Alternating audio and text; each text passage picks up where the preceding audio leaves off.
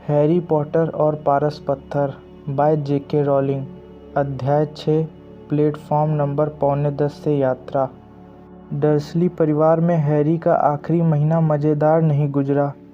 यह सच है कि डडली अब हैरी से इतना डरा हुआ था कि वह उस कमरे में ही नहीं रहता था जिसमें हैरी हो, और पिटूनिया आंटी तथा वार्नर अंकल भी अब हैरी को उसकी अलमारी में बंद नहीं करते थे, उसे कुछ करने के लिए मजबूर नहीं करते थे और उस पर चिल्लाते भी नहीं थे।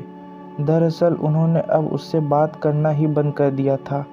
उनके मन में दहशत भी थी और गुस्सा भी, इसलिए वे लोग ऐसा व्यवहार करते थे जैसे जिस कुर्सी पर हैरी बैठा है वो खाली हो। हालांकि कई मायनों में स्थिति में सुधार हुआ था, परंतु कुछ समय बाद इससे हैरी का मन उखड़ने लगा। हैरी ज़्यादातर समय अपने कमरे में रहता था और उसकी नई उल्लू उसकी इकलौती साथी थी। उसने उसका नाम हेडविग रखने का फैसला किया। उसे यह नाम जादू का इतिहास किताब में मिला था। उसकी स्कूल की किताबें बहुत ही दिलचस्प थीं। वह अपने बिस्तर पर लेटा लेटा देर रात तक उन्हें पढ़ता रहता और हेडविग अपनी मर्जी से खुली खिड़की से अंदर बाहर आती जाती रहती। हैरी की किस्मत अच्छी थी कि पिटूनिया आंटी अब यहाँ पर सफाई करना बंद कर दिया था, क्योंकि हेडविग बाहर से मरे हुए चूहे उठा लाती थी। हर रात को सोने से पहले हैरी एक काम करना नहीं भूलता था। वह एक कागज़ के टुकड़े पर एक और दिन काट देता था। उस कागज़ पर 1 सितंबर तक की तारीखें लिखी थीं। अगस्त में आखिरी दिन उसने सोचा कि अगले दिन किंग क्रॉस स्टेशन जाने के बारे में अंकल आंटी से बात कर ली जाए। इसलिए वह नीचे ड्राइंग रूम में गया, जहां डर्सली परिवार टेलीविज़न पर एक क्विज़ शो देख रहा था। वह थोड़ा खांसा ताकि उन लोगों को यह पता चल जाए कि वह वहां पर है।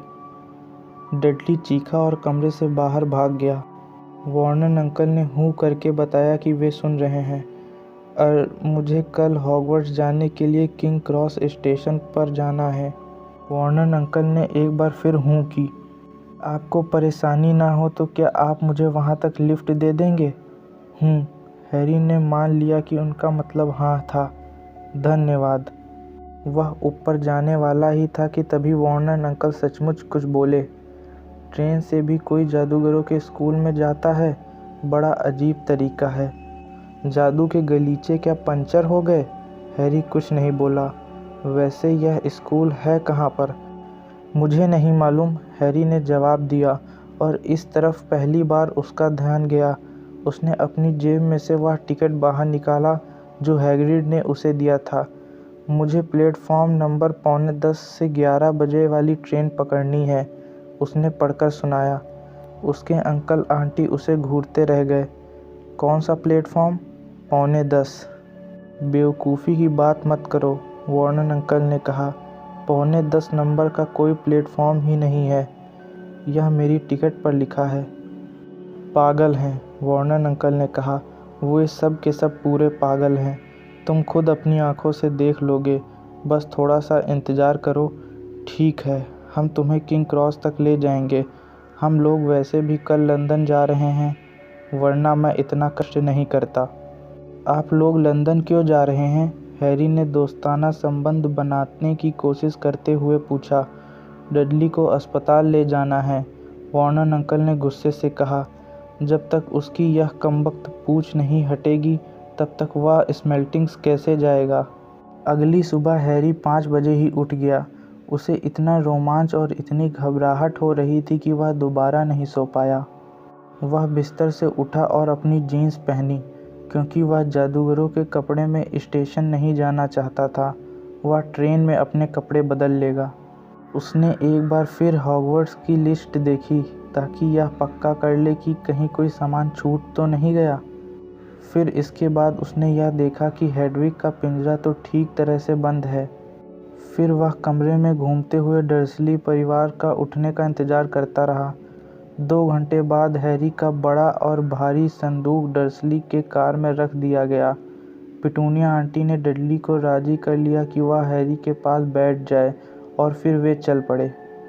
10:30 बजे वे लोग किंग क्रॉस स्टेशन पहुंच गए। वार्नर अंकल ने हैरी के संदूक को ट्रॉली पर पटका और उसे स्टेशन तक खुद धकाते हुए ले गए।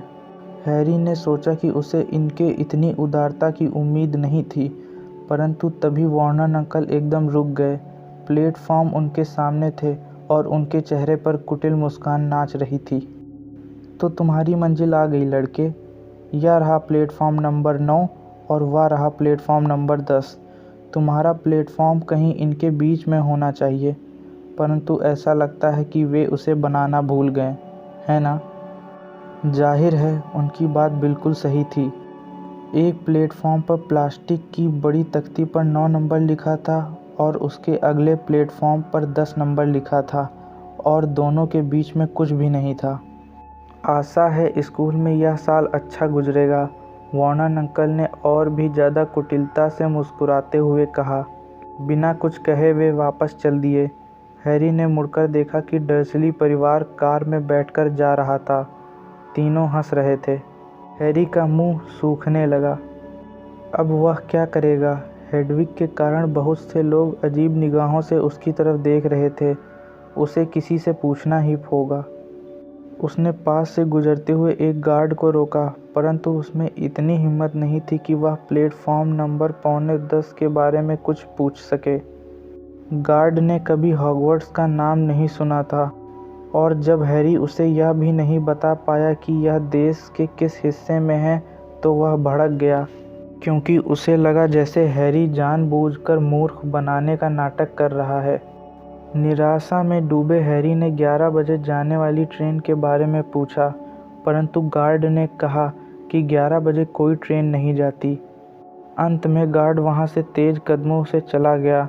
जाते समय वह समय बर्बाद करने वालों के बारे में बड़बड़ाता जा रहा था। हैरी अब बहुत कोशिश कर रहा था कि वह आतंकित ना हो। प्लेटफॉर्म पर लगी बड़ी घड़ी के हिसाब से हॉगवर्ट्स जाने वाली ट्रेन पकड़ने के लिए उसके पास सिर्फ 10 मिनट का समय बचा था और उसे जरा भी मालूम नहीं था कि प्लेटफॉर्म तक कैसे पहुँचे। वह स्टेशन के बीच में बुरी तरह फंस गया था। उसके पास एक संदूक था जिसे वह उठा नहीं सकता था। जेब में जादूगरों के सिक्के भरे थे और एक बड़ी सी उल्लू थी। शायद हैग्रिड उसे बताना भूल गया था कि यहाँ पर उसे क्या करना है, जैसे छूमंतर गली में घुसने के लिए बाएं तरफ की तीसरी ईंट ठोकना। वह सोचने लगा कि क्या वह अपनी छड़ी निकाले और प्लेटफॉर्म नंबर 9 व 10 के बीच में बने बैरियर को ठोके। उसी समय उनके ठीक पीछे से कुछ लोग गुजरे और उसने उनकी बातचीत के कुछ शब्द सुने। मगलुओं से भरी थी, और क्या? हैरी एकदम से घूमा। यह शब्द एक गोल मटोल महिला बोल रही थी और वह अपने चारों लड़कों से बात कर रही थी, जिन सबके बाल अंगारों की तरह लाल थे। उन सभी की ट्रॉली में हैरी जैसा संदूक था जिसे वे धक्का दे रहे थे, और उनके पास एक उल्लू भी था। धड़कते हुए दिल से हैरी ने अपनी ट्रॉली उनके पीछे ढकेली। वे लोग रुक गए। हैरी भी रुक गया, उनके इतने करीब ताकि वह उनकी बातें सुन सके। अब कौन सा प्लेटफॉर्म है? बच्चों की माँ ने पूछा। 9:45, एक छोटी लड़की ने सुरीली आवाज़ में कहा।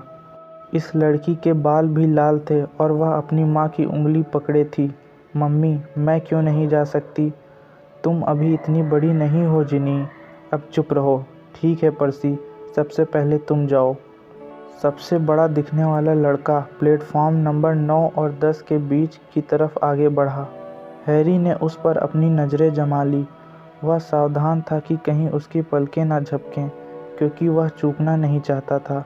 परंतु जैसे ही वह लड़का दोनों प्लेटफॉर्म के बीच में पहुंचा, हैरी के सामने पर्यटकों का एक बड़ा झुंड आ गया और जब तक भीड़ छटी वह लड़का गायब हो चुका था। फ्रेड, अब तुम जाओ, गोल मटोल महिला ने कहा। मैं फ्रेड नहीं, जॉर्ज हूँ, लड़के ने कहा। आप भी मम्मी, आपको हमारी माँ कहलाने का कोई हक नहीं। आपको तो यह भी नहीं पता कि मैं जॉर्ज हूँ। सॉरी जॉर्ज डियर, मैं तो मजाक कर रहा था। फ्रेड मैं ही हूँ, लड़के ने कहा और वह चल पड़ा।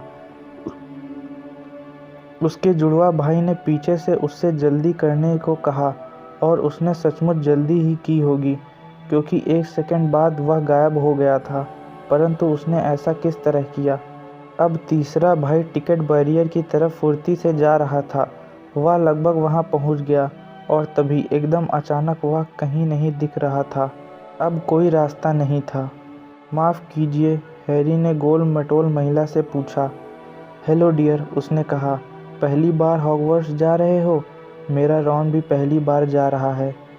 उसने अपनी आखिरी और सबसे छोटे बेटे की तरफ इशारा किया। वह लंबा, दुबला और चकत्तों से भरा अजीब सा दिख रहा था। उसके हाथ पैर बड़े थे और नाक लंबी थी। हाँ, हैरी ने कहा। बात यह है, मैं नहीं जानता कि किस तरह प्लेटफॉर्म तक पहुंचना है। महिला ने दयालुता से कहा और हैरी ने सिर हिलाया। महिला ने कहा, चिंता मत करो, तुम्हें सिर्फ इतना करना है कि प्लेटफॉर्म नंबर 9 और 10 के बीच के बैरियर तक सीधे चलते जाओ, कहीं भी मत रुकना। और यह सोचकर मत घबराना कि तुम इससे टकरा जाओगे, यह बहुत महत्वपूर्ण है। अगर तुम्हें डर लग रहा हो तो बैरियर तक जाओ और उसमें दौड़ लगा दो। यह काम करो। अब जाओ, रॉन से पहले अंदर जाओ। अच्छा ठीक है, हैरी ने कहा। उसने अपनी ट्रॉली घुमाई और बैरियर की तरफ घूमकर देखा। यह बहुत ही ठोस दिख रहा था। हैरी उसकी तरफ चलने लगा। प्लेटफॉर्म नंबर 9 और 10 पर आगे जाने वाले लोग उसे धक्का मारते हुए निकल रहे थे। हैरी ज़्यादा तेज चलने लगा। वह सीधे बैरियर से टकराने वाला था और अगर वह गिर गया तो मुश्किल में पड़ जाएगा। अपनी ट्रॉली पर आगे झुकते हुए वह सरपट भागने लगा। बैरियर लगातार पास आता जा रहा था। वह रुक नहीं पाएगा। ट्रॉली नियंत्रण से बाहर हो चुकी थी। वह 1 फुट दूर था। उसने अपनी आंखें बंद कर ली और टक्कर के लिए तैयार हो गया, परंतु टक्कर नहीं हुई। वह दौड़ता ही रहा। उसने अपनी आंखें खोली। भाप का एक लाल इंजन सामने खड़ा था और प्लेटफॉर्म लोगों से खचाखच भरा था। ऊपर एक साइन बोर्ड पर लिखा था, हॉगवर्ट्स एक्सप्रेस, 11 बजे। हैरी ने अपने पीछे देखा और जहाँ पर बैरियर था वहाँ उसे लोहे का गलियारा दिखा जिस पर लिखा था प्लेटफॉर्म नंबर 9:45। वह आखिर वहाँ पहुँच गया था। इंजन से निकलता धुआं बतियाती भीड़ के सिर के ऊपर तैर रहा था और बहुत सी रंग बिरंगी बिल्लियाँ खड़े हुए लोगों के पैर के बीच से निकल रही थीं। भीड़ के शोर और भरी संदूकों के ज़मीन पर घिसटने जाने की आवाज़ें, ऊपर उल्लुओं के चिड़चिड़ाने की आवाज़ें सुनाई दे रही थीं, जैसे कि वे आपस में बातें कर रहे हों। इंजन के साथ वाले कुछ डिब्बे पहले ही पूरी तरह भर चुके थे। कुछ बच्चे खिड़की से बाहर लटक कर अपने परिवार वालों से बातें कर रहे थे, तो कुछ सीट के लिए आपस में झगड़ रहे थे। किसी खाली सीट की तलाश में हैरी अपनी ट्रॉली को प्लेटफॉर्म पर ढकेलता गया। वह एक गोल चेहरे वाले लड़के के पास से गुजरा जो कह रहा था, दादी, मेरा मेढक फिर गुम हो गया है। क्या करते हो नेविल? उसने बूढ़ी औरत को आह भरते सुना। कुछ लोग घुंघराले बालों वाले एक लड़के को घेरे खड़े थे। हमें भी दिखाओ ली, चलो दिखाओ। लड़के ने उस बक्से का ढक्कन खोल दिया जिसे वह हाथ में पकड़े था। जब अंदर बंद जानवर का बालों भरा लंबा पैर बाहर निकला तो चारों तरफ खड़े लोग चीखने लगे। हैरी भीड़ को चीरता हुआ आगे बढ़ता गया जब तक उसे ट्रेन के आखिरी सिरे पर एक खाली कंपार्टमेंट नहीं मिल गया। सबसे पहले उसने हेडविग को अंदर रखा और फिर उसने संदूक के डिब्बे को दरवाजे की तरफ ढकेला। उसने इसे पायदानों के ऊपर उठाने की कोशिश की, परंतु एक सिरा उठाना भी उससे भारी पड़ रहा था। 2 बार उसने अपने पैरों पर संदूक गिरा लिया और वह दर्द के मारे बिलबिला उठा। मदद चाहिए? यह बोलने वाला वही लाल बालों वाला जुड़वा भाई था जिसके पीछे वह बैरियर में घुसा था। हाँ प्लीज़, हैरी ने हाँफते हुए कहा। अरे फ्रेड, यहाँ आओ और मदद करो। जुड़वा भाइयों की मदद से हैरी का संदूक आखिरकार कंपार्टमेंट में एक कोने में सही सलामत पहुंच गया। धन्यवाद, हैरी ने कहा और अपने पसीने से लथपथ बालों को आंखों के सामने से हटाया। यह क्या है? जुड़वा भाइयों में से एक ने अचानक हैरी के बिजली जैसे निशान की तरफ इशारा करते हुए पूछा। हे भगवान, दूसरे भाई ने कहा, कहीं तुम वही है? पहले भाई ने कहा, है ना? उसने हैरी से पूछा। क्या? हैरी ने कहा। Harry Potter. दोनों जुड़वा भाई एक साथ कोरस में बोले। अच्छा वो, हैरी ने कहा, मेरा मतलब है, हाँ मैं ही हूँ। दोनों भाई मुंह खोलकर उसे देखते रहे और हैरी को लगा कि उसके चेहरे लाल हो गया था। तभी ट्रेन के खुले दरवाजों से एक आवाज़ तैरती हुई अंदर आई, जिसे सुनकर हैरी को राहत मिली। फ्रेड, जॉर्ज, तुम लोग कहाँ हो? आ रहे हैं मम्मी। हैरी पर एक और नज़र डालने के बाद जुड़वा भाई ट्रेन से कूद गए। हैरी खिड़की के पास बैठ गया, जहां वह आधा छुपा था, जहां से वह प्लेटफॉर्म पर खड़े लाल बालों वाले परिवार को देख सकता था और उसने बातें सुन सकता था। उसकी माँ ने अपना रुमाल बाहर निकाल लिया था। रॉन, तुम्हारी नाक पर कुछ लगा है। सबसे छोटे बच्चे ने बचकर निकलने की बहुत कोशिश की, परंतु उसकी माँ ने उसे दबोच ही लिया और उसकी नाक के सिरे पर रगड़ने लगी। मम्मी, अब छोड़ो भी, उसने धक्का देते हुए अपने को छुड़ाया। अरे, क्या छोटे बच्चे रॉनी की नक्कू पर कुछ लगा है? जुड़वा भाइयों में से एक ने चिढ़ाते हुए कहा। चुप रहो, रॉन ने कहा। पर्सी कहाँ है? उसकी माँ ने पूछा। इधर ही आ रहा है। सबसे बड़ा लड़का लंबे लंबे डग भरता हुआ उन्हीं की तरफ आ रहा था। वह अपने कपड़े बदलकर हॉगवर्ट्स का लहराता हुआ काला दुसाला पहन चुका था। हैरी ने देखा कि उसके सीने पर चांदी का चमकता हुआ बिल्ला लगा था, जिस पर पी अक्षर लिखा था। ज़्यादा देर नहीं रुक सकता मम्मी, उसने कहा। मैं आगे वाले डिब्बे में हूँ। प्रीफेक्ट्स के लिए 2 कंपार्टमेंट रिजर्व हैं। अच्छा, तो तुम प्रीफेक्ट हो पर्सी? एक जुड़वा भाई ने बहुत आश्चर्य प्रकट करते हुए पूछा। तुम्हें इस बारे में कुछ तो बताना चाहिए था, हमें तो यह पता ही नहीं था। छोड़ो भी, मुझे याद आ रहा है कि उसने इस बारे में कुछ कहा था, दूसरे जुड़वा भाई ने कहा। 1 बार या 2 बार? 1 मिनट, सारी गर्मी भर? चुप रहो, पर्सी यानी प्रीफेक्ट ने कहा। वैसे पर्सी को नए कपड़े क्यों मिले हैं? एक जुड़वा भाई ने कहा।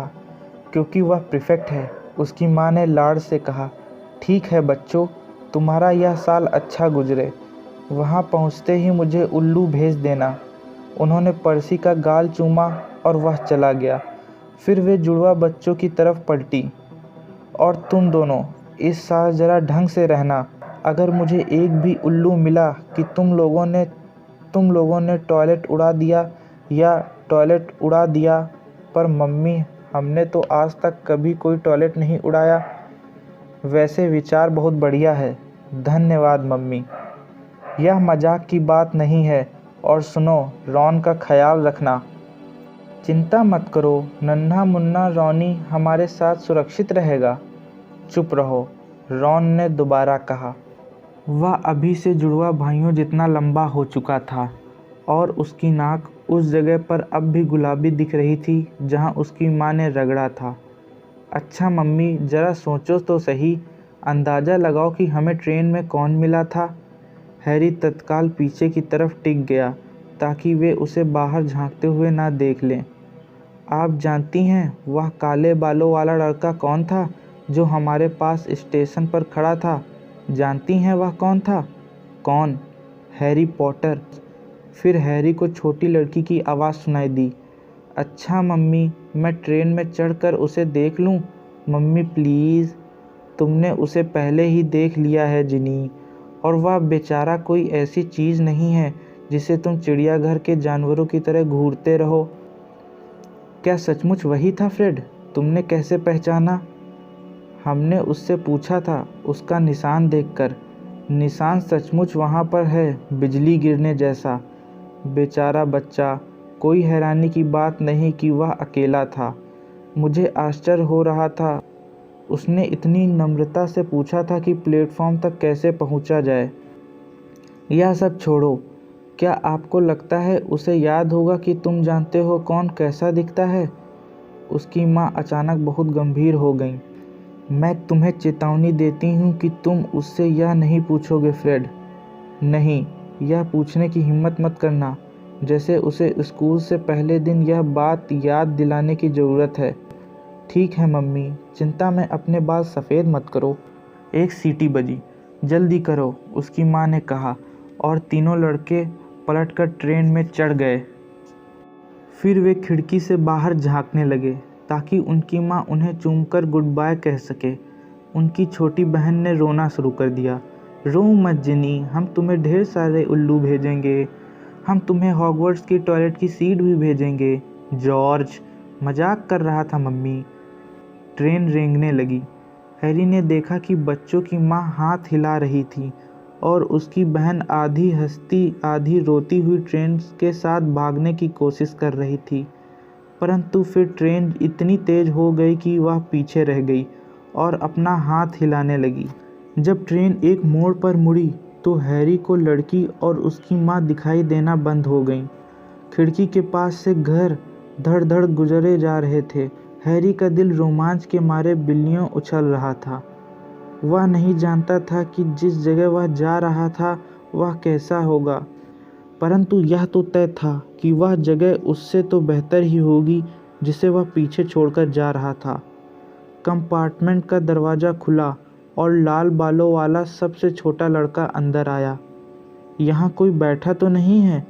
उसने हैरी के सामने वाली सीट की तरफ इशारा करते हुए पूछा।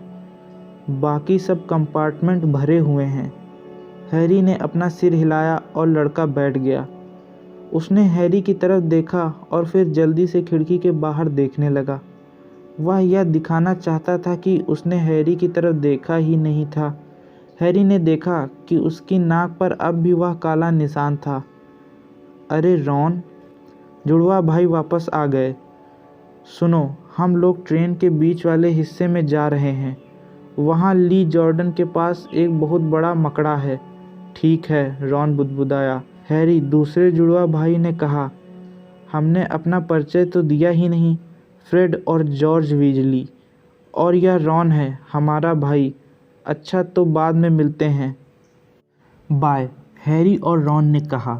जुड़वा भाई जाते समय कंपार्टमेंट का दरवाज़ा बंद कर गए।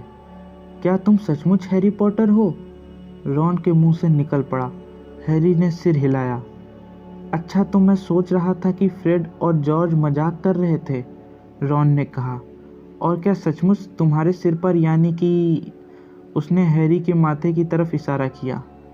हैरी ने अपने लट पीछे खिसकाए ताकि वह अपना बिजली जैसा निशान दिखा सके। रॉन घूरता रहा। तो यहीं पर तुम जानते हो कौन ने? हाँ, हैरी ने कहा, परंतु मुझे कुछ भी याद नहीं है। कुछ भी नहीं? रॉन ने उत्सुकता से पूछा। बस मुझे बहुत सारी हरी रोशनी याद है, और कुछ नहीं। अच्छा, रॉन ने कहा। वह बैठा बैठा कुछ मिनट तक हैरी को घूरता रहा। फिर जैसे उसे अचानक समझ में आ गया कि वह क्या कर रहा था, और वह एक बार फिर जल्दी से खिड़की के बाहर देखने लगा।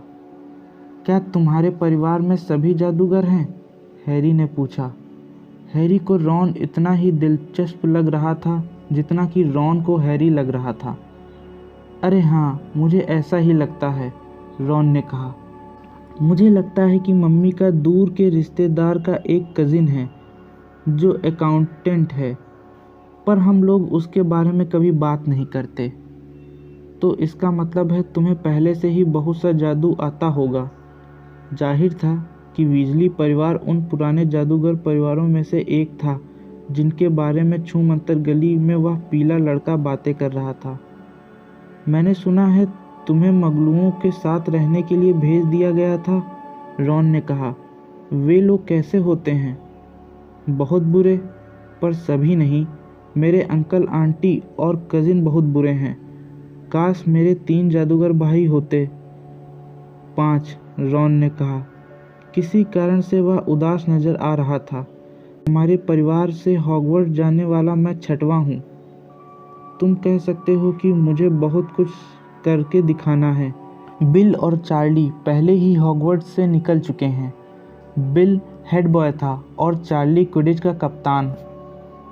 अब पर्सी प्रीफेक्ट बन गया है। फ्रेड और जॉर्ज बहुत शैतानी करते हैं, परंतु उनके सचमुच अच्छे नंबर आते हैं और सब सोचते हैं कि वे बहुत अच्छे मस्खरे हैं। सब मुझसे भी यही उम्मीद करते हैं कि मैं उनके बाकी भाइयों जितने अच्छे काम करूं।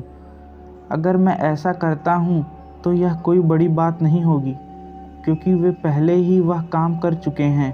और हाँ, 5 बड़े भाई होने के कारण मुझे कोई चीज़ नई नहीं मिलती। मेरे पास बिल की पुराने कपड़े हैं, चार्ली की पुरानी छड़ी है और पर्सी का पुराना चूहा है। रॉन ने अपनी जैकेट के अंदर हाथ डाला और एक मोटा भूरा चूहा बाहर निकाला जो सो रहा था। इसका नाम स्कैबर्स है और यह किसी काम का नहीं है, हमेशा सोता रहता है। प्रीफेक्ट बनने के बाद डैडी ने पर्सी को यह उल्लू दिया था, परंतु उन लोगों के पास इतने पैसे, मेरा मतलब है मुझे उल्लू के बजाय स्कैबर्स मिल गया। रॉन के कान गुलाबी हो गए। उसे लग रहा था कि वह कुछ ज़्यादा ही बोल रहा है, क्योंकि वह एक बार फिर खिड़की के बाहर देखने लगा। हैरी को यह समझ में नहीं आया कि उल्लू खरीदने के पैसे ना होने में शर्म की क्या बात है। 1 महीने पहले तक उसके पास भी तो कभी पैसे नहीं रहते थे और उसने रॉन को यह बता दिया। उसने यह भी बताया कि उसे डडली के पुराने कपड़े पहनने पड़ते थे और उसे कभी ढंग के बर्थडे गिफ्ट नहीं मिलते थे। इससे रॉन एक बार फिर खुश नज़र आने लगा। और जब तक हैग्रिड ने मुझे नहीं बताया, तब तक मैं नहीं जानता था कि मैं जादूगर हूँ, और मैं अपने मम्मी डैडी या वोल्डेमॉर्ट के बारे में भी कुछ नहीं जानता था। रॉन ने सांस अंदर खींची। क्या हुआ? हैरी ने कहा। तुम जानते हो कौन का नाम ले लिया, रॉन ने कहा। उसकी आवाज़ बता रही थी कि उसे धक्का लगा था और वह प्रभावित भी हुआ था।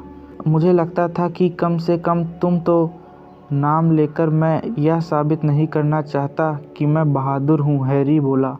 मुझे यह मालूम ही नहीं था कि ऐसा नहीं करना चाहिए। देखा, मैं यही तो कह रहा था। मुझे बहुत सारी बातें सीखनी हैं। मैं शर्त लगा सकता हूँ, उसने आगे कहा, और पहली बार वह बात कही जो उसे पिछले कुछ दिनों से बहुत परेशान कर रही थी। मैं शर्त लगा सकता हूँ कि मैं अपने क्लास में सबसे बुरा विद्यार्थी रहूँगा। नहीं, ऐसा नहीं है। ढेर सारे बच्चे मगलू परिवार से आते हैं और वे जल्द ही सीख जाते हैं। जब वे बातें कर रहे थे तो ट्रेन उन्हें लंदन से बाहर ले जा रही थी। अब वे गाय भेड़ों से भरे खेतों के पास से तेज़ी से गुजरते जा रहे थे। वे लोग कुछ समय चुप रहे और सरपट भागते खेतों और गलियों को देखते रहे। 12:30 बजे के करीब बाहर गलियारे में खड़-खड़ की तेज़ आवाज़ सुनाई दी। एक महिला ने, जिसके गालों पर डिंपल थे, उसने कंपार्टमेंट का दरवाज़ा खोला और मुस्कुराते हुए पूछा, ट्रॉली में से कुछ चाहिए बेटा? हैरी ने सुबह से नाश्ता नहीं किया था और वह उछलकर खड़ा हो गया, परंतु रॉन के कान एक बार फिर से गुलाबी हो गए। उसने धीमी आवाज़ से कहा कि उसके पास सैंडविच रखे हैं। हैरी गलियारे से बाहर चला गया। जब वह डर्सली परिवार के साथ रहता था तो उसके पास कभी मिठाइयाँ खरीदने के पैसे नहीं रहते थे। क्योंकि अब उसकी जेब में सोने और चांदी के सिक्के खनखना रहे थे, इसलिए वह जितनी मार्स बार उठा सकता था वह उन्हें खरीदने के लिए तैयार था। परंतु उस महिला के पास मार्स बार नहीं थी। उसके पास जो सामान था उनमें बार्टी बॉट के हर स्वाद की टॉफ़ियाँ, डुबल के बेहतरीन बबल गम, चॉकलेट के मेढक, कद्दू की पेस्ट्री, कड़ाही केक, लिकोरिस की छड़ियाँ और भी बहुत सी अजीब चीज़ें थीं जिन्हें हैरी ने ज़िंदगी में पहले कभी नहीं देखा था। कोई चीज़ छूट न जाए, इस डर से हैरी ने हर चीज़ थोड़ी थोड़ी खरीद ली और उसने महिला को 11 चांदी के सिक्के और 7 कांसे के नट दे दिए। हैरी सारे सामान को लेकर कंपार्टमेंट में वापस आया और उसे एक खाली सीट पर रख दिया। रॉन उसे टकटकी लगाकर देख रहा था। बहुत भूख लगी है क्या? भूख के मारे दम निकला जा रहा है, हैरी ने कद्दू की पेस्ट्री का एक बड़ा टुकड़ा मुंह में भरते हुए कहा। रॉन ने एक मुड़ा हुआ पैकेट निकाला और उसे खोला। उसके अंदर 4 सैंडविच थे। उसने उनमें से एक को खोलकर देखा और कहा, मम्मी हमेशा भूल जाती हैं कि मुझे कॉर्न वाले बीन्स नहीं पसंद हैं। हम इसे आपस में बदल लेते हैं। हैरी ने एक पेस्ट्री उठाते हुए कहा, चलो। तुम्हें यह पसंद नहीं आएगी, यह सूखा हुआ है, रॉन ने कहा। मम्मी के पास ज़्यादा समय नहीं रहता, उसने जल्दी से जोड़ा। तुम तो जानते ही हो, हम 5 भाई हैं।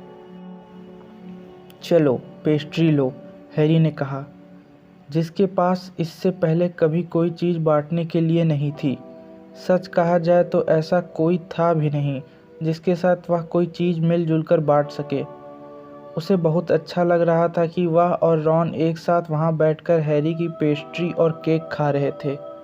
वे सैंडविच के बारे में भूल चुके थे। ये क्या है? हैरी ने चॉकलेट के मेढक का एक पैकेट उठाकर रॉन से पूछा। कहीं इसमें सचमुच के मेढक तो नहीं हैं? अब उसे लगने लगा था कि कुछ भी हो सकता है और वह किसी भी आश्चर्यजनक घटना के लिए तैयार था। नहीं, रॉन ने कहा, पर देखो, चॉकलेट मेढक के अंदर एक कार्ड रहता है जिसे हम लोग इकट्ठा करते हैं, किसी मशहूर जादूगर या जादूगरनी का कार्ड। मेरे पास 500 कार्ड हैं, पर मेरे पास ग्रिप्पा या टोलेमी नहीं है। हैरी ने अपने चॉकलेट मेढक का कवर हटाया और कार्ड बाहर निकाला। उसमें एक आदमी का चेहरा दिख रहा था। उसके आधे चांद के आकार का चश्मा पहन रखा था। उसकी लंबी नाक मुड़ी हुई थी और उसके लहराते बाल, दाढ़ी, मूछें चांदी की तरह सफ़ेद थे। तस्वीर के नीचे उनका नाम लिखा था, एल्बस डम्बलडोर। तो ये हैं डम्बलडोर, हैरी ने कहा। मुझसे यह मत कहना कि तुमने कभी एल्बस डम्बलडोर का नाम नहीं सुना, रॉन ने कहा। मैं एक मेढक ले लूं? शायद मुझे ग्रिप्पा मिल जाए। धन्यवाद। हैरी ने अपना कार्ड पलटा। कार्ड की दूसरी तरफ लिखा था, एल्बस डम्बलडोर, वर्तमान में हॉगवर्ट्स के हेडमास्टर। कई लोग मानते हैं कि वे आधुनिक समय के महानतम जादूगर हैं। प्रोफेसर डम्बलडोर खास तौर पर इन चीज़ों के लिए मशहूर हैं। 1945 में शैतानी जादूगर ग्रिंडेलवाल्ड को हराने के लिए, ड्रैगन के खून के 12 प्रयोग की खोज के लिए और अपने पार्टनर निकोलस फ्लेमेल के साथ रसायन शास्त्र पर किए गए काम के लिए। हैरी ने कार्ड को दोबारा पलटा और उसे यह देखकर हैरानी हुई कि डम्बलडोर का चेहरा गायब हो चुका था। वे तो चले गए। तुम उनसे यह उम्मीद तो नहीं कर सकते कि वे सारा दिन यहीं तुम्हारे पास बैठे रहेंगे, रॉन ने कहा। वे दोबारा आ जाएंगे। अरे, मुझे एक बार फिर मॉर्गना मिल गई। मेरे पास पहले से ही इसके 6 कार्ड हैं। क्या तुम्हें यह चाहिए? तुम भी कार्ड इकट्ठे करना शुरू कर दो। रॉन की आंखें चॉकलेट के मेढकों के ढेर की तरफ मुड़ गईं, जो खोले जाने का इंतजार कर रहे थे। जितने चाहो उतने उठा लो, हैरी ने कहा, परंतु तुम्हें पता है, मगलुओं की दुनिया के लोग अपने फोटो से कहीं नहीं जाते और वहीं बने रहते हैं। सचमुच? क्या सचमुच? क्या वे लोग बिल्कुल भी नहीं हिलते? रॉन की आवाज़ में हैरानी थी। बड़ी अजीब बात है। हैरी कार्ड को घूर रहा था कि तभी उसने देखा डम्बलडोर एक बार फिर अपने कार्ड में लगे फ़ोटो में दोबारा आ चुके हैं और उसकी तरफ देखकर हल्के से मुस्कुरा रहे हैं। मशहूर जादूगरों और जादूगरनियों को देखने के बजाय रॉन मेढकों को खाने में ज़्यादा दिलचस्पी ले रहा था, परंतु हैरी उन पर से अपनी आंखें नहीं हटा पा रहा था। जल्द ही उसके पास न सिर्फ डम्बलडोर और मॉर्गना थे, बल्कि एल्बेरिक, ग्रीनियॉन्स, सर्सी और मर्लिन भी थे। उसने आखिरकार बर्टी बॉट के हर स्वाद की टॉफ़ियों का बैग खोला।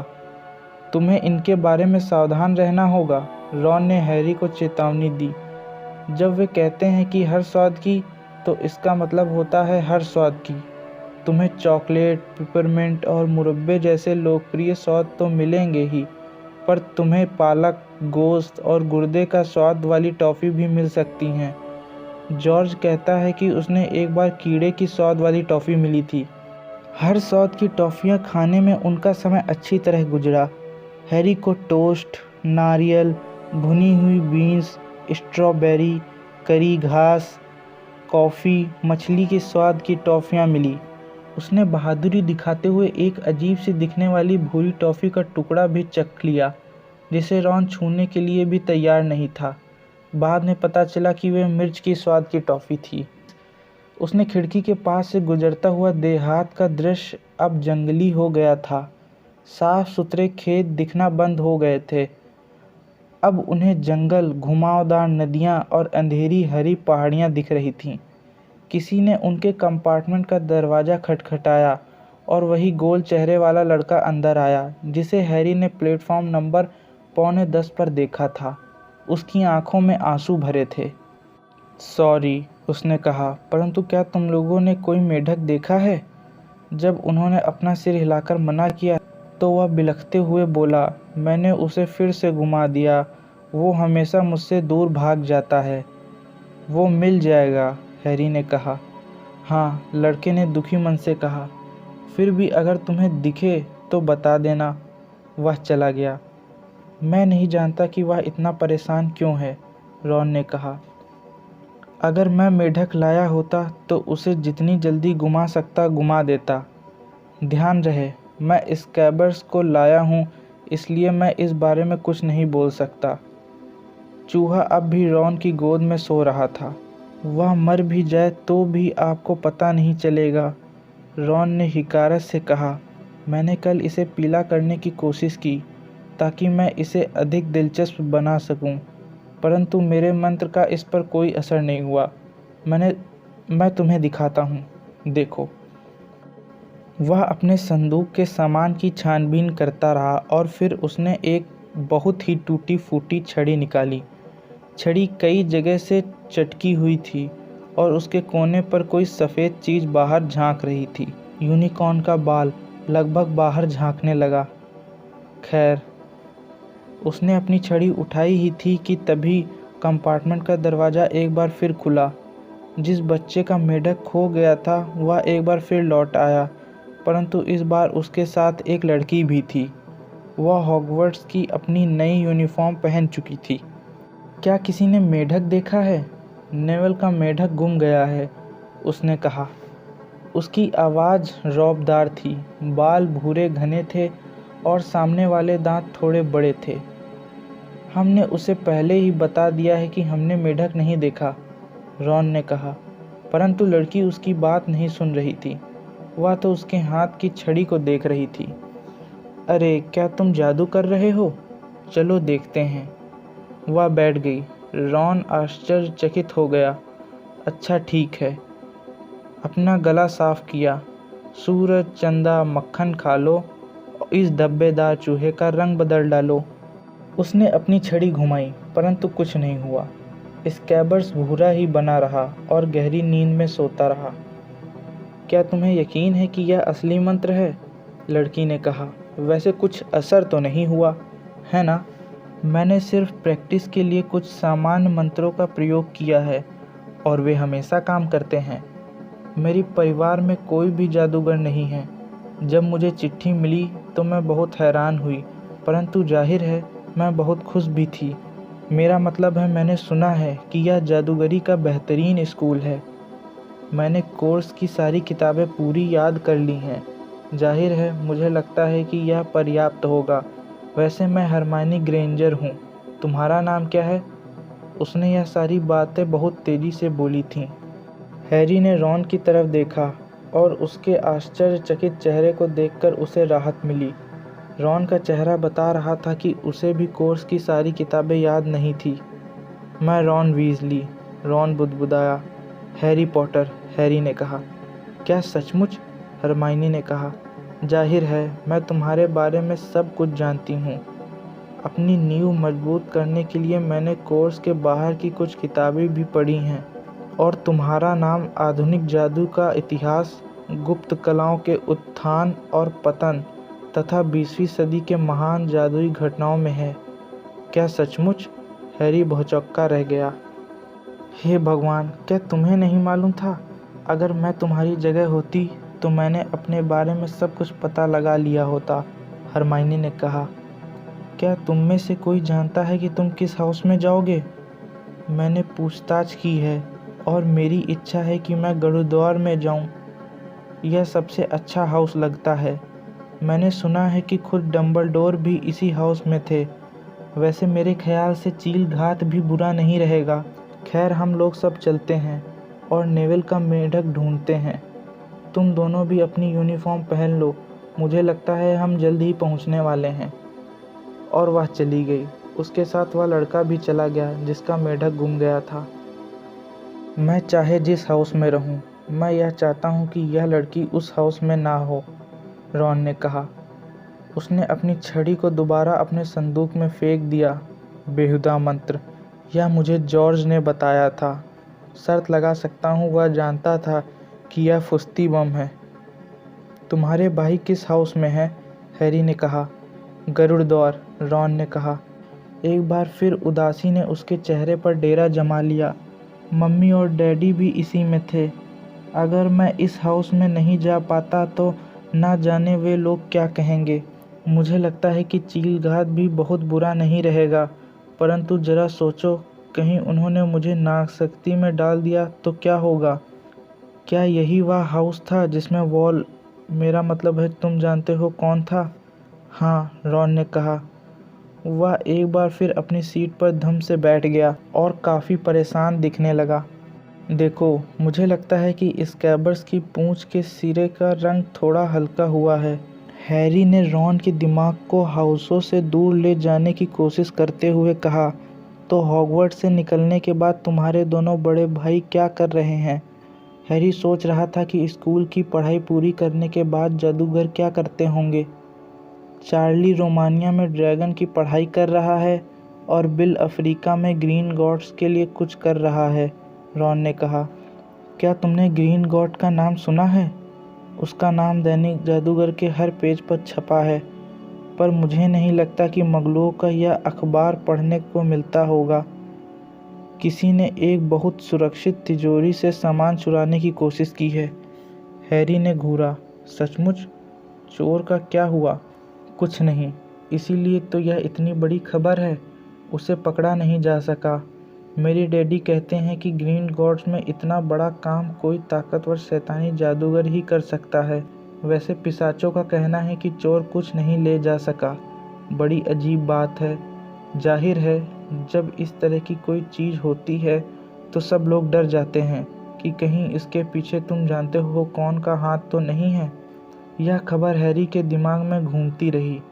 जब भी तुम जानते हो कौन का नाम लिया जाता है, हर बार उसे जैसे डर का कांटा चुभ जाता है। उसे लगा यह जादू की दुनिया में कदम रखने का हिस्सा है, परंतु वोल्डेमॉर्ट कहना ज़्यादा आरामदेह था और इसमें कोई चिंता नहीं होती थी। तुम्हारी क्विडिच टीम कौन सी है? रॉन ने पूछा। मुझे एक भी क्विडिच टीम का नाम नहीं मालूम, हैरी ने स्वीकार किया। क्या? रॉन को शब्द नहीं मिल रहे थे। अच्छा, जरा ठहरो, यह दुनिया का सबसे अच्छा खेल है। और फिर वह शुरू हो गया। 4 गेंदों और 7 खिलाड़ियों की पोजीशन के बारे में सब कुछ समझाता रहा। उसने इस मशहूर खेलों को विस्तार में वर्णन किया जिन्हें उसने अपने भाइयों के साथ देखा था।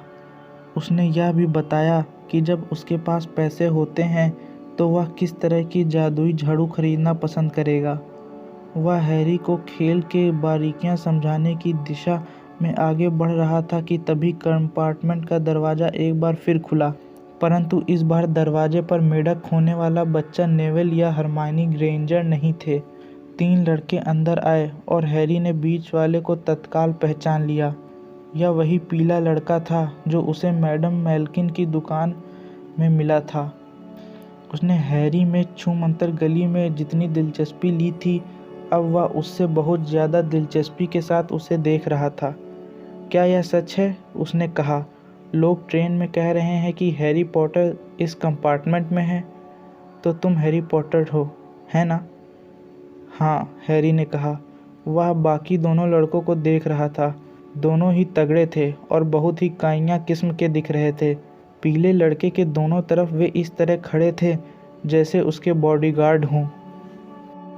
अरे, यह क्रैब है और यह गॉयल, पीले लड़के ने हैरी की निगाह को भांपते हुए लापरवाही से कहा। और मेरा नाम मैलफॉय है, ड्रैको मैलफॉय। रॉन हल्के से हंसा, जैसे वह अपनी हंसी रोकने की कोशिश कर रहा हो। ड्रैको मैलफॉय ने उसकी तरफ देखा। मेरा नाम सुनकर हंसी आ रही है, क्यों? यह पूछने की ज़रूरत ही नहीं कि तुम कौन हो। मेरे डैडी ने मुझे बताया है कि वीजली परिवार के सभी के बाल लाल होते हैं, चकत्ते होते हैं और उनके अधिक बच्चे होते हैं, जितनों को वे ढंग से पाल सकते हैं। वह हैरी की तरफ मुड़ा। तुम्हें जल्द ही पता चल जाएगा कि कुछ जादूगरों के परिवार दूसरों से ऊंचे होते हैं, पॉटर। तुम गलत तरह से लोगों से दोस्ती नहीं करना चाहोगे।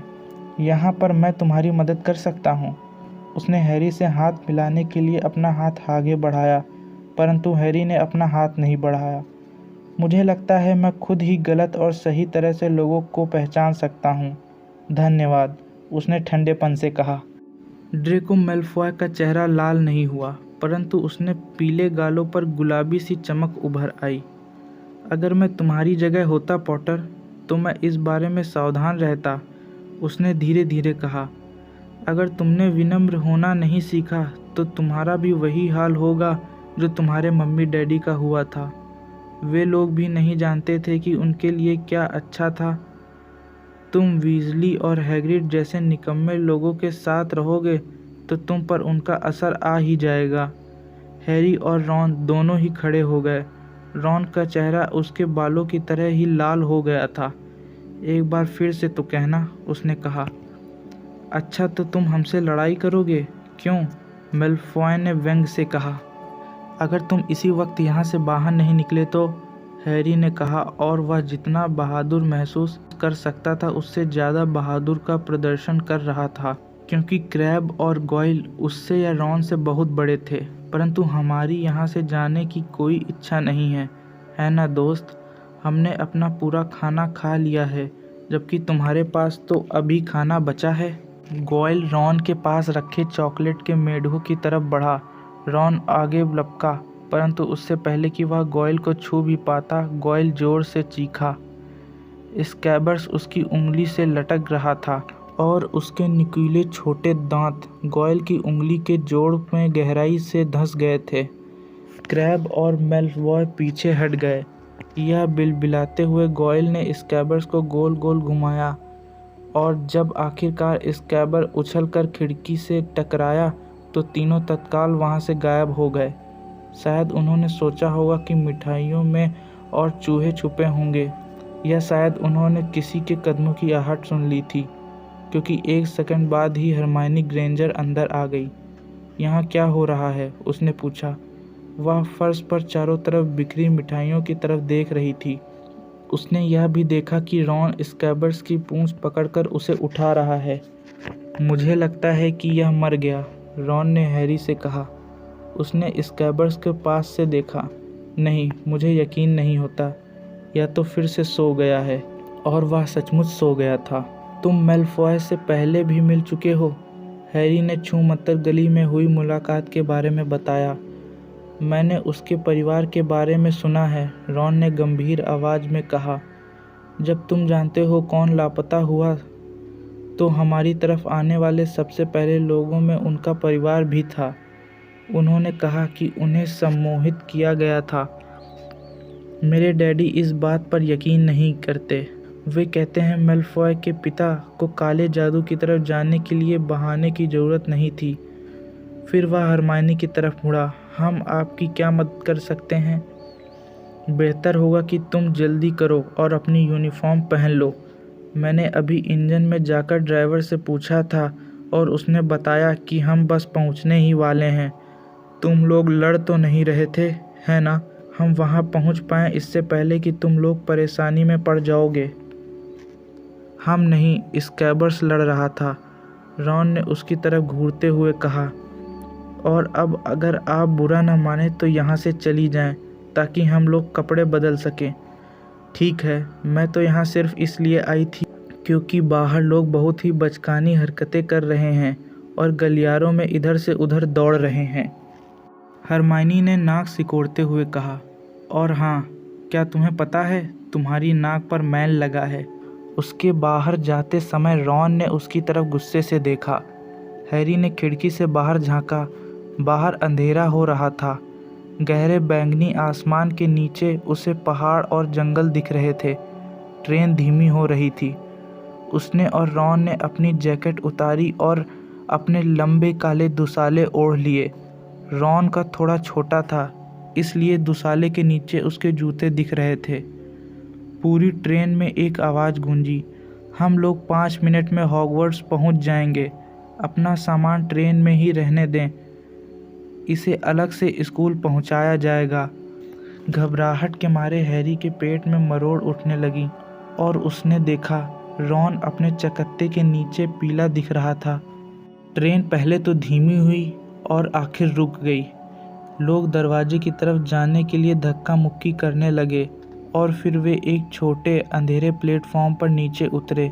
रात की ठंडी हवा में हैरी को कपकपी छूट गई। तभी विद्यार्थियों के सिर के ऊपर से तैरता हुआ एक लैंप आया और हैरी को एक परिचित आवाज़ सुनाई दी, फर्स्ट ईयर के बच्चे यहाँ आ जाएं, सब ठीक है हैरी। सिरों के समुद्र के ऊपर हैग्रिड का बड़ा बालों वाला चेहरा चमक रहा था। चलो हमारे पीछे आओ, फर्स्ट ईयर का कोई और बच्चा तो नहीं है? ज़रा संभल कर कदम रखना, फर्स्ट ईयर के बच्चे हमारे पीछे आओ।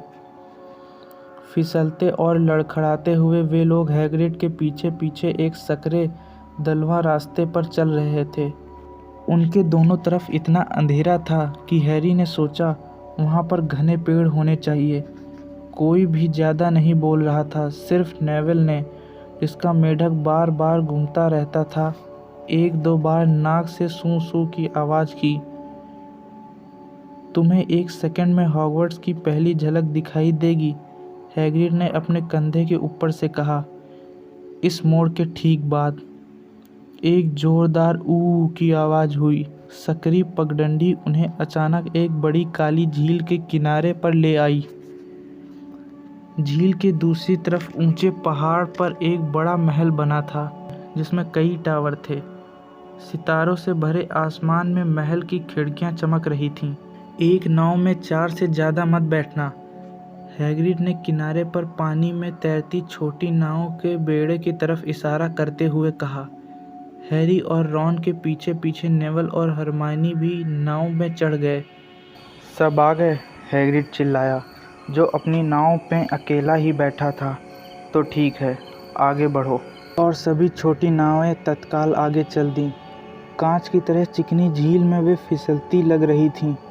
सब खामोशी से थे और सिर उठा के बड़े महल की तरफ देख रहे थे। जैसे जैसे वे उस चट्टान के करीब आए जिस पर महल खड़ा था, वह उन्हें उतना ही ऊंचा दिखने लगा। जैसे ही आगे वाली नावें चट्टान के पास पहुंची, हैग्रिड चिल्लाया, सिर झुका लो। उन सभी ने अपने सिर झुका लिए और छोटी नावें उन्हें चट्टान के अंदर एक सुरंग में ले गईं, जो सुंदर पत्तों वाली बेल के पर्दे के पीछे छुपी थी। वे लोग एक अंधेरी गुफा में से जा रहे थे, जो महल के ठीक नीचे से जाती दिख रही थी। और फिर वे ज़मीन के नीचे बने एक बंदरगाह में पहुँचे, जहाँ चट्टानों और पत्थरों पर वे मुश्किल से उतरे। बच्चों के नाव से उतरने के बाद हैग्रिड ने नाव की तलाशी ली और चिल्लाकर कहा, ओए तुम वहाँ, कहीं यह तुम्हारा मेढक तो नहीं है? ट्रेवर, नेविल खुशी से चिल्लाया और उसने अपना हाथ आगे बढ़ा दिया। फिर वे सब हैग्रिड के लैंप के पीछे चट्टान के बने एक रास्ते पर मुश्किल से चढ़ने लगे। अंत में वे महल की छाया में नर्म और गीली घास पर आ गए। पत्थर की सीढ़ियों पर चलकर वे स्कूल के बड़े दरवाजे के सामने भीड़ लगाकर खड़े हो गए। सब आ गए, और क्या तुम्हारा मेढक अब भी तुम्हारे पास है? हैग्रिड ने दैत्याकार मुट्ठी बनाई और महल के दरवाजे पर 3 बार दस्तक दी।